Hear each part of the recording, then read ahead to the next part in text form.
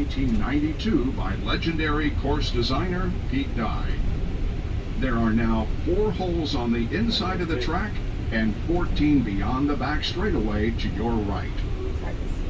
If Indy cars were on the track right now, you would see them speeding by at roughly 235 miles an hour or 378 kilometers per hour.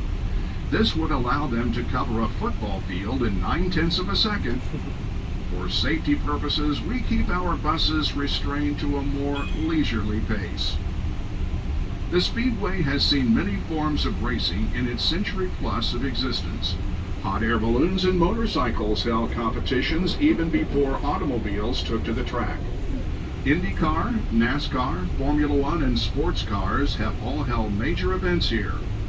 Motorcycles returned in 2008, and even airplane races were held in the skies close to where we are currently touring.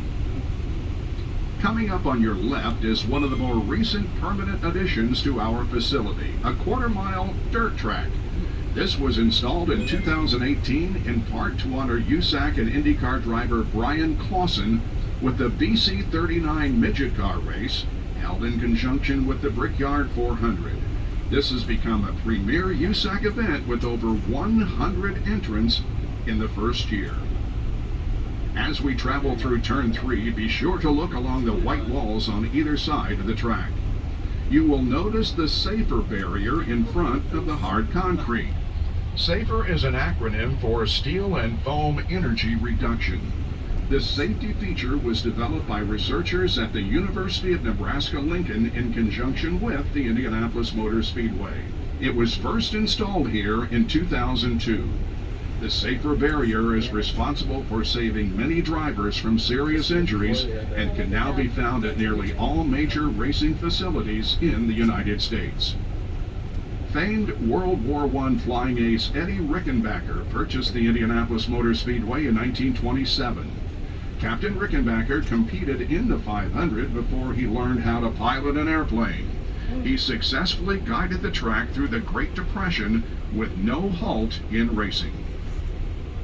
There were no events held here from 1942 through 45 as a result of World War II.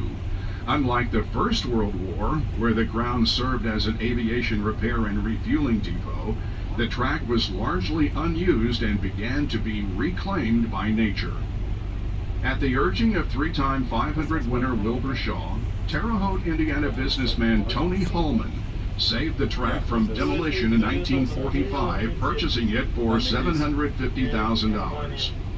Under Holman George leadership, the Speedway prospered and became the worldwide icon known today. In January of 2020, the track was sold to longtime race team owner and entrepreneur Roger Penske.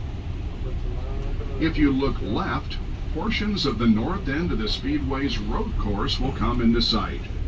Though early track renderings called for an interior road course, it took until the turn of the 21st century for one to be finally installed. The current layout measures 2.439 miles in length with 14 turns. Here we are on the front straight. A large portion of the 250,000 plus permanent seats can be seen. Combined with the viewing mounds, the Indianapolis Motor Speedway can hold upwards of 350,000 people. This means the entire population of Cincinnati, Ohio, or the country of Iceland, could find space to watch events here.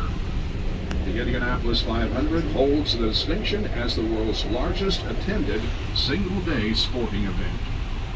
There is a wall separating the racing part of the front straight from pit lane. The original version of this was installed in 1957 and may have been the first of its kind anywhere in the world. Coming up on the left is Victory Podium, and adjacent to it, the Pagoda.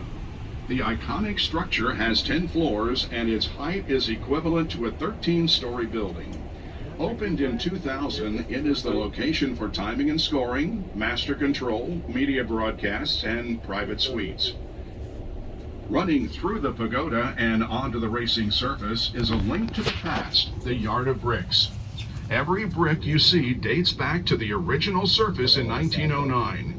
The front stretch remained predominantly brick until October of 1961, when the entire of all drivers competing in a race, along with the ability to display animations and other video graphics.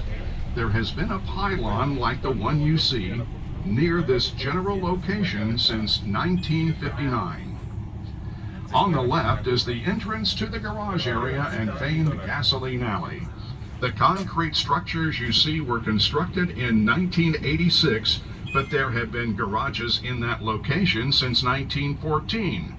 The garages located directly off pit lane were constructed in the year 2000 for Formula One and are currently used by NASCAR. The Speedway has seen many celebrities through its gates, from Hollywood screen legends Clark Gable, Shirley MacLaine, Paul Newman, and James Garner, to more modern-day well-knowns like Lady Gaga, Chris Hemsworth, Matt Damon, and Christian Bale. You never know who you might run into within the 2.5-mile confines. Here we are in Turn 1, known by many around the globe as the toughest turn in all of motorsports. Try to picture on race day 33 open-wheel cars tightly packed and traveling well over 200 miles an hour, all vying to fit through this narrow corner. I think you'll come to an appreciation as to why it has earned that reputation. To the left lies a large video board located just beyond the road course extension within the turn.